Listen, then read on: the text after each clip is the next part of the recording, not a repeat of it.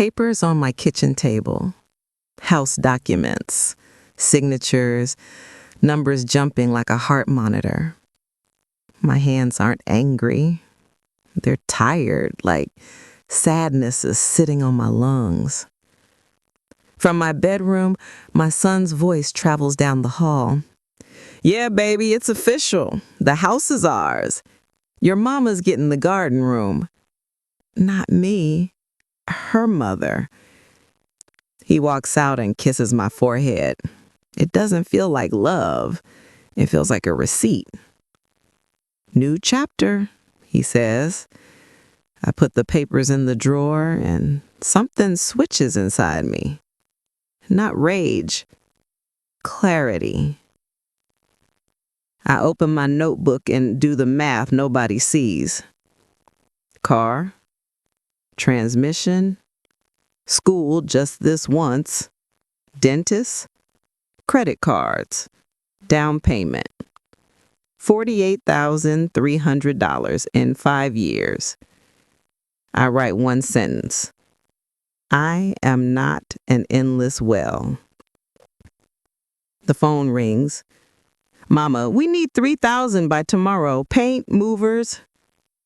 I say a new word, soft but solid. No. Bank, separate account, extra card, gone. Beneficiary, removed. Lawyer at noon. If love can't teach boundaries, paper can, he says. He'll call me selfish. He'll knock on my door. He'll cry. But this time, I won't pay to be erased. You want to know what happened when the letter arrived? Why another mother came to my table? And why we planted rosemary instead of apologies? Stay with me, because the next part is where I stop financing my own loneliness and start charging interest on my self-respect. I pick up the phone and call the bank. "Good morning, National Bank. How can I help you?" "Yes, I want to remove my son as a beneficiary on my account, and please cancel the extra card you let him have." The woman asks for my information with a voice that has met a lot of mothers. "Anything else, Miss Jones?" "Yes," I say, and the word feels like pulling a chair out for myself.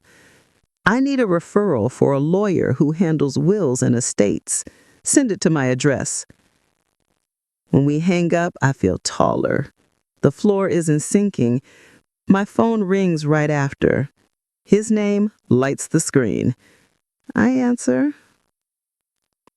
"Mama, did we get disconnected about the 3,000? We need to put a deposit down. Paint, movers. We move next week." 3,000? I repeat like I'm new to the language of being expected. "Just to get everything perfect before we move in." "And when do I get to see the house?" Silence long enough to count my own heartbeat. "It's still messy," he says. "We'll show you when it's done. You don't want to see it like this." "And when do I move in?" A longer silence. "Mama, we think it might be better if you stayed in your apartment for now. The kids, this new routine, Keisha's starting a new job. We just want to ease in." "How much is her new job paying?" I ask, and I don't know why until I hear myself.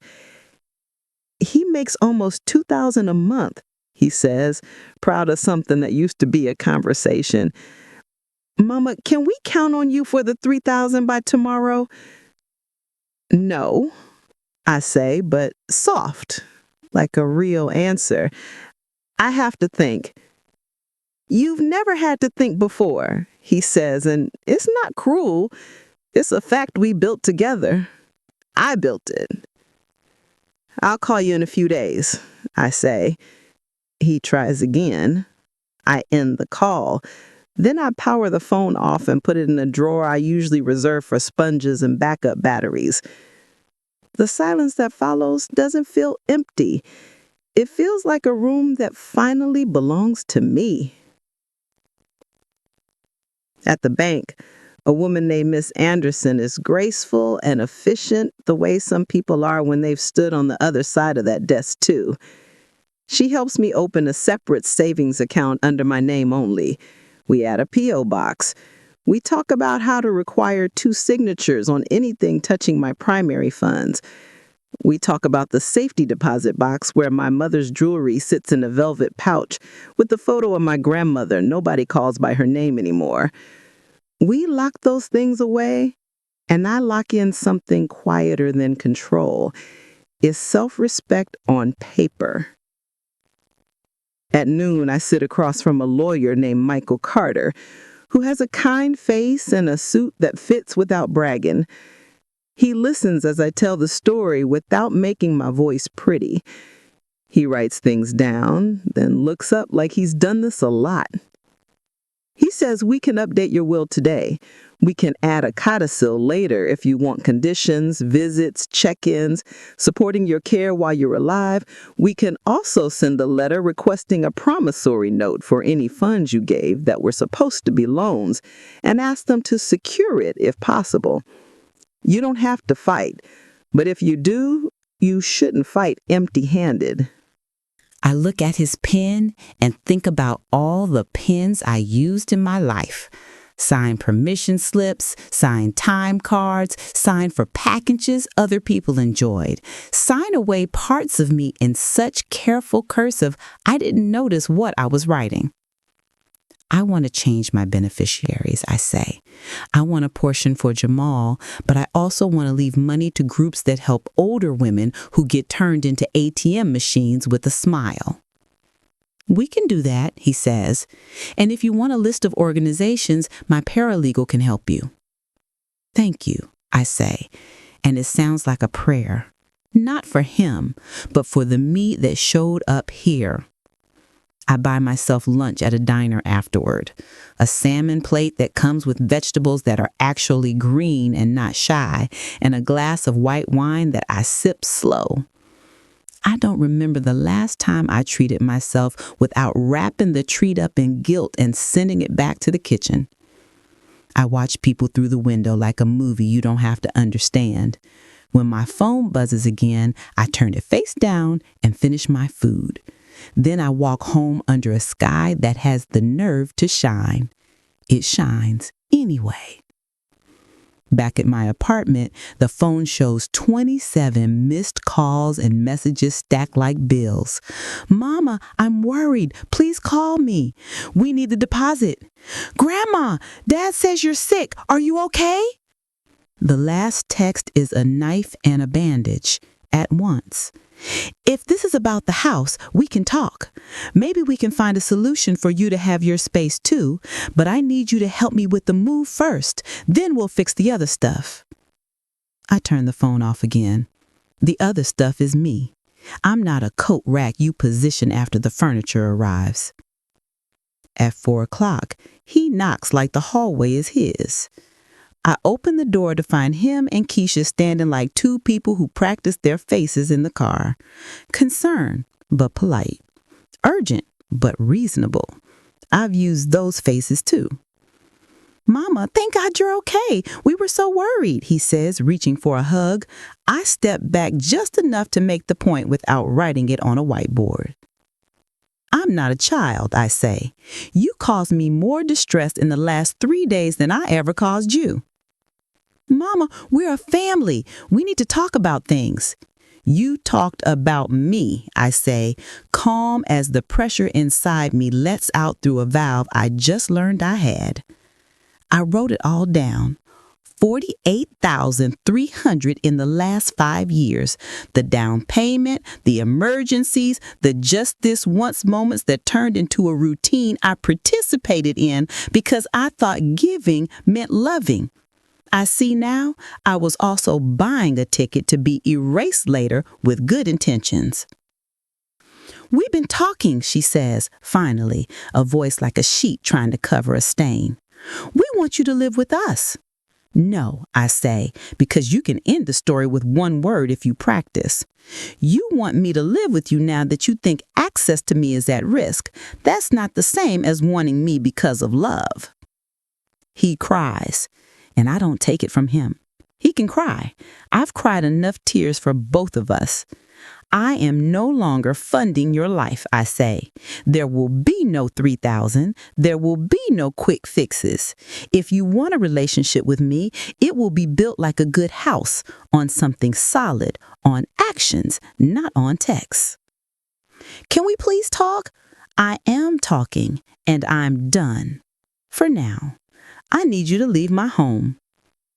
It's the word home that does something to the air. He looks at the rug he bought me one Christmas with my own money and nods like he heard it. They leave. When the door clicks shut, I lean against it and I don't collapse. I stand there until my breath gets the message that it's allowed to fill me again. I call my friend Leonida. She listens the way some people hold your shoulders when you're dizzy. Want some company at the park, she says, when I tell her I might sit under a tree and read a book I've carried for months and never opened. I would love it, I say. In the park, the grass looks ordinary and my life looks possible. We sit under the big oak that drops acorns loud enough to make you look up. I tell her everything.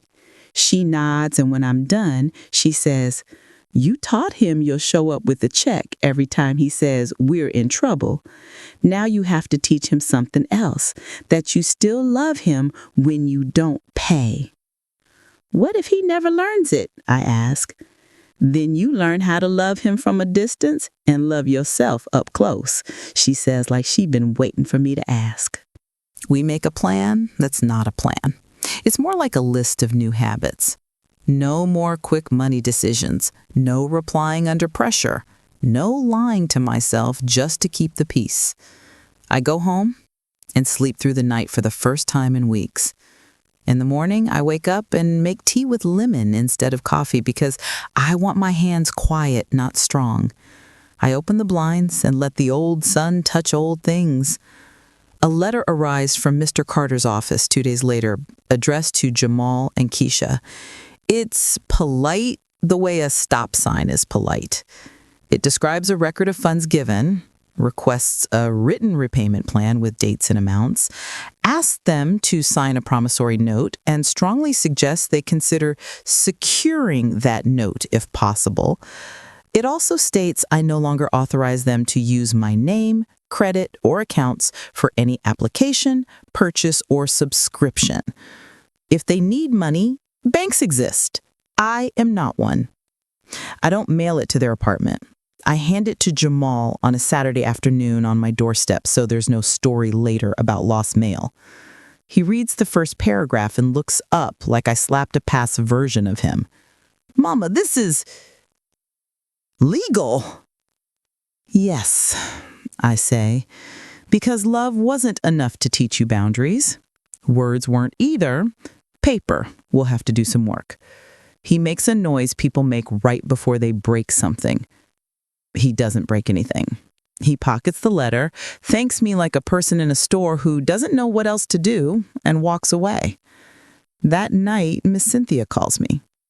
We are not friends. We're not enemies.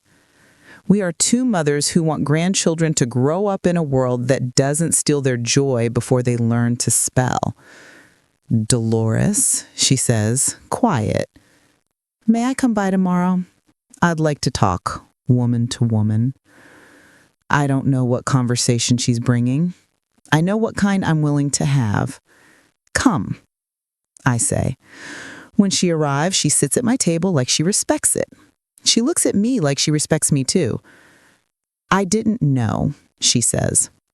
"Keisha told me you weren't moving in because you preferred your own place and didn't like being around kids full time. She said you offered the down payment as a gift and that you'd said you wanted your peace. I just found out about the conversation they had, the one where you got left out. I didn't raise my daughter to cut people's mothers out of their lives." We breathe. The room listens. "I don't want to live there," I say. honest like a chair that doesn't collapse when someone heavy sits down. I thought I did. But I want my space. I want my own keys. I want visits that feel like visits, not obligations. What I don't want is to be erased after paying to add a page. She nods. I won't take your garden room, she says. And then she smiles small. I'll plant my own garden where I am. I'll visit. I'll help them learn what grown respect looks like. We sit a little while longer. When she leaves, I feel something I didn't expect. It's relief. It's also proof that when we stop competing for crumbs, there's a whole loaf for everyone to share. The calls slow down. The texts get shorter. We're figuring it out. We found movers. We borrowed from a friend. We sold the PlayStation. I don't reply to most of them. I reply to one. Thank you for handling your life like adults. I love you. I'm here to talk, not to finance. I decide that loving my life can look like Tuesday classes at the senior center, a watercolor workshop taught by a patient man in his 30s who never makes us feel like kindergartners, and a short walk after dinner that turns into long walks because the sidewalk keeps going. I buy a yellow teapot because nobody else needs it, and I want it. I get my hair trimmed in a salon that plays old R&B so soft you can hum without getting looked at. I stop apologizing for being 69 and start appreciating the number like a front row seat I earned and kept. On a Sunday afternoon, my grandson DeAndre calls from his mom's phone. Grandma, are you mad at Dad? I love your dad. And I love you. Adults are figuring out adult things. That's not your job. Your job is to be 8. What's 8 supposed to do? He asks. 8 is supposed to read, play, and tell the truth about whether broccoli night is a good idea. And he laughs with his whole face, even through the phone. A week later, Jamal shows up without warning. He doesn't knock like a man who lives here. He knocks like a boy who used to and knows better now. I open the door. He stands with a paper in his hand and eyes that look like my father's in the only photograph I own of him. He says, I signed it. He holds out the promissory note like an apology you can file. We can't secure it right now. We're underwater until we're not. But I'll pay it, $200 a month to start, more when we can. I also close the card. I'm sorry for the way I made you part of my life when I needed you and part of my excuses when I didn't. I let him talk until talking runs out. Then I nod and take the paper. $200 a month is a start, but your real payment is how you treat me when you don't need money. Call, visit, bring the kids over for dinner on Wednesdays. No money talk those nights. Only food and stories and homework and the part of family that doesn't require a wallet. He looks relieved in a way that makes me less angry and more careful. Can we come this Wednesday? He asks. Yes, I say. Text me by noon what the kids will actually eat and not pretend to eat, and you bring the groceries. You cook, I'll teach. We'll call it even in the kitchen. He smiles. I don't wrap him up in forgiveness. I set a table and leave space for it to sit down when it's ready. The first Wednesday dinner looks like chaos wearing a good dress. Spaghetti slips off plates. Keisha stirs sauce like it owes her money. DeAndre asks if garlic bread counts as a vegetable. I wash dishes with my son standing next to me, not because my back hurts, but because everything in this house needs 2 hands right now, and his are available. At the end of the night, my apartment smells like basil and apology. We don't talk about money. We do talk about the house. I listen. We painted the kids' room blue, Keisha says, wiping a counter like she needs to fix something. We put a bookcase in the living room. There's a small room off the back. We were calling it the garden room.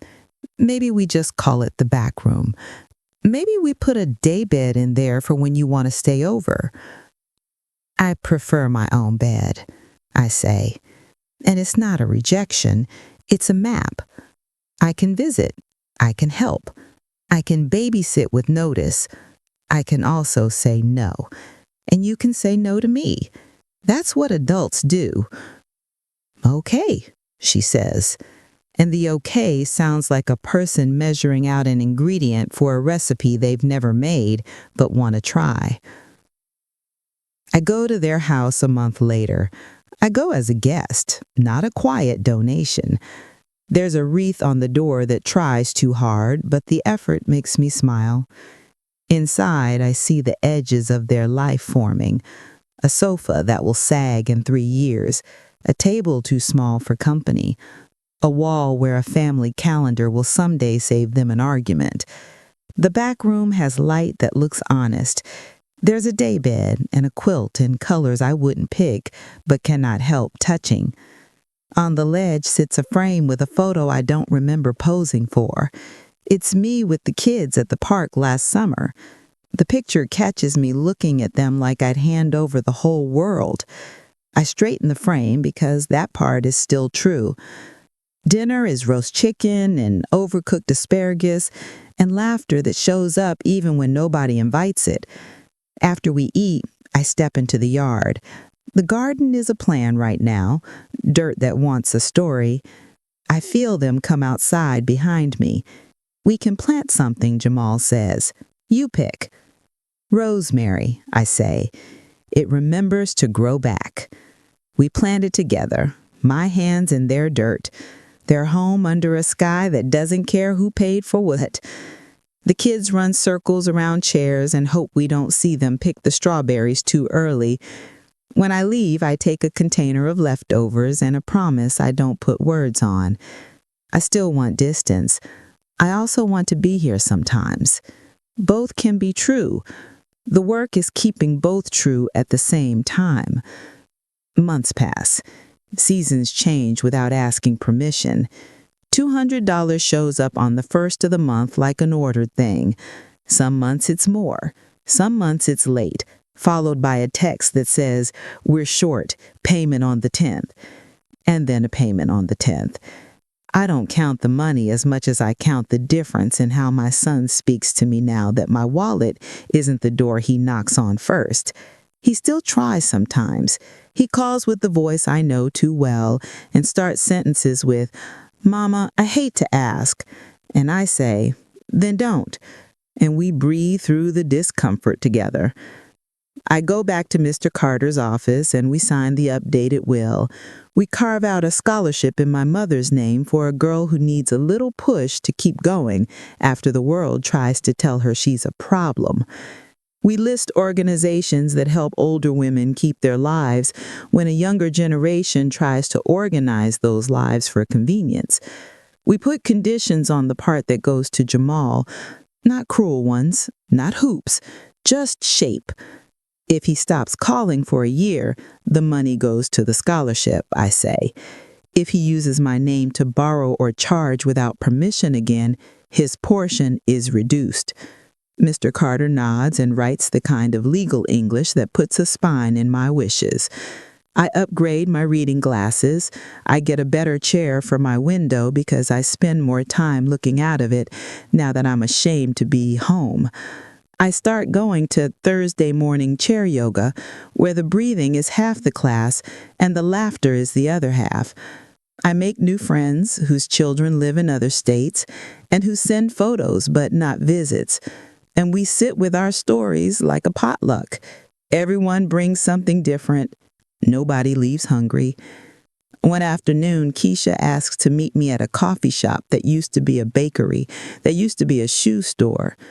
She arrives alone, sits down, orders water like someone trying to be small, then looks up like herself. She says, "I owe you an apology. I wanted a clean start in that house without learning how to make room.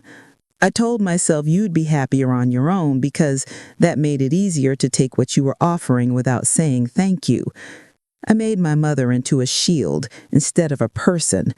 That wasn't fair to any of us. I accept your apology, I say, because we need to start somewhere that won't bruise us. But I won't be your shield either. If you and Jamal fight about money now, it's between you and Jamal. I won't be invited by way of a bill. She smiles, not big, but real. Understood, she says.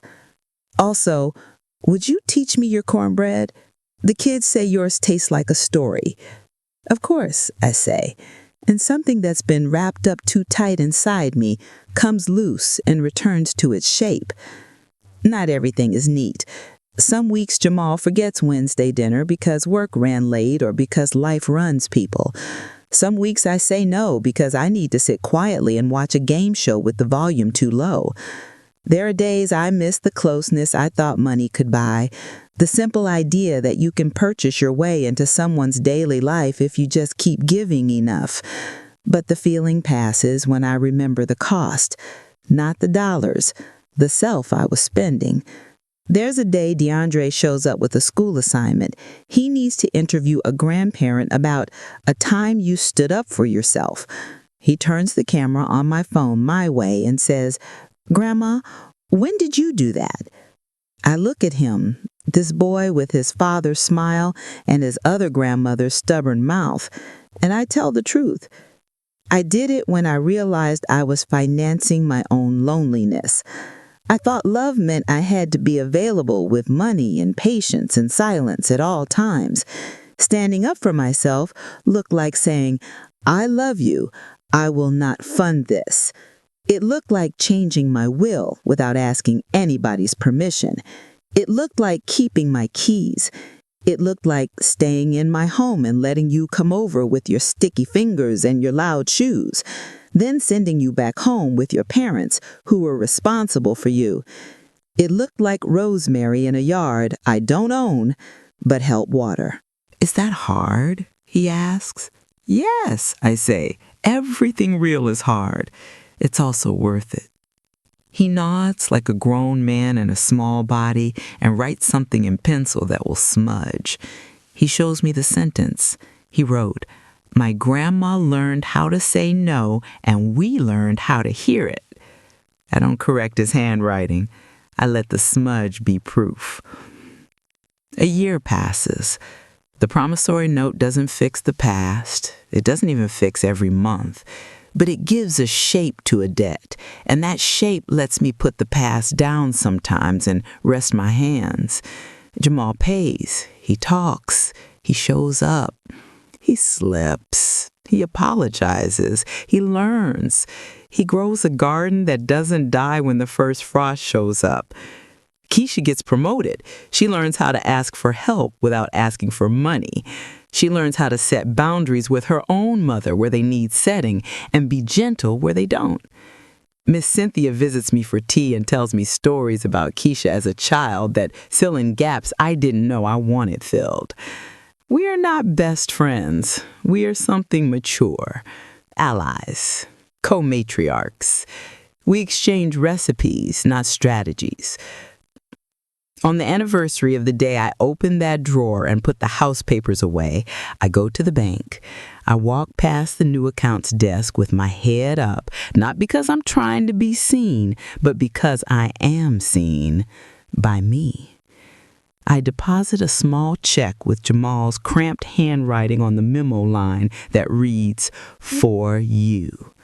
Not payment, not debt, for you. I didn't ask him to write that. He wrote it anyway. I go home and make myself lunch. I sit in my good chair by the window and watch kids in the courtyard make a game out of nothing. I doze like somebody with a safe life.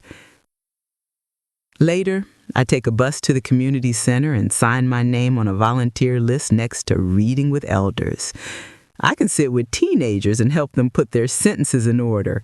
I can tell the difference between a period and ellipses the way I learned my own difference. A period ends a sentence. It doesn't end your life. An ellipses makes you wait for what comes next. Sometimes it's okay to make people wait. When I get home, there's a new rosemary sprig in a little jar on my doorstep. No note. But I don't need a note to know where it came from. I plant it in a pot and set it by my window.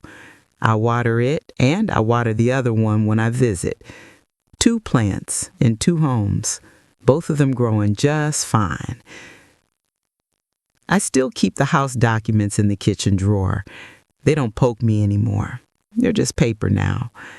And that garden room, it's a place where a dead bed sits and sunlight falls in a square that moves across the floor as the hours pass. Sometimes I sleep there when there's a storm and everyone is scared the lights will go out. I tell ghost stories that aren't scary. The kids fall asleep to the sound of my voice, and for once, I'm not buying anything. I'm just here, like weather you can count on. On the 2nd anniversary, I go back to Mr. Carter and add one more note to my will. The scholarship is funded, the organizations are listed. Jamal's portion stays with the conditions we set, and one more, he is to plant something every spring and send me a photo if I'm still here to receive it. If I'm not, he is to send the photo to himself, then look at it and remember what grows back when you stop ripping it up by the roots. I walk home past a florist and buy myself 3 sunflowers for no reason. The clerk wraps them in brown paper and smiles, and I smile back because I didn't practice how to be easy to love today. I just was. That night, I sit on my bed and pull out the old notebook. On the first page, the one with the list of all the money, I draw a line under the last entry and write a different list. Breakfasts with DeAndre. Wednesday dinners, coffee with Keisha, tea with Miss Cynthia, rosemary by my window, a yellow teapot that looks like joy, a chair that fits my back, a voice that fits my mouth. I total it up and the number is not a number. The number is me. When the phone rings, it's Jamal. "Mom," he says, and the word lands soft. "What are you doing tomorrow?" "We're building a raised bed in the yard. The kids want strawberries again. Keisha wants herbs. I want whatever doesn't die." "I can come. Bring gloves and a hat. We'll make space for you," because he's learned how to say it and mean it. "I'll bring seeds, and I'll bring the recipe for cornbread, the one that tastes like a story." We hang up. I sit a while. I breathe. I look at the rosemary on the sill and the city outside and the life I have that I picked on purpose. I think about the woman I used to be, the one who thought love was a layaway plan she had to keep paying so she could pick up her family at the end. I think about the woman I am now, the one who knows love is not a receipt. It's a room where people can walk in with their hands open and leave them open too. I get ready for bed. I set out my gloves, my hat, my old sneakers. I put the recipe card on the counter so I won't forget. Before I turn out the light, I look in the mirror. The lines around my eyes tell the truth. My mouth tells a new one. I say to that woman, "We made it." Then I turn out the light and sleep like not a person who did everything right, but a person who did the hardest thing a mother can do. I put myself back in my own life. In the morning, I pack the cornbread ingredients in a tote, tuck a packet of rosemary seeds in the side pocket just to be funny, and head out. On the bus, an old song plays from somebody's headphones loud enough for me to hear it. I watch the city slide by and think about raised beds and grandchildren and a back room where the light moves across the floor in squares. I don't worry about where I'll live when I'm old. I'm already there. I live with me. And I finally like my roommate.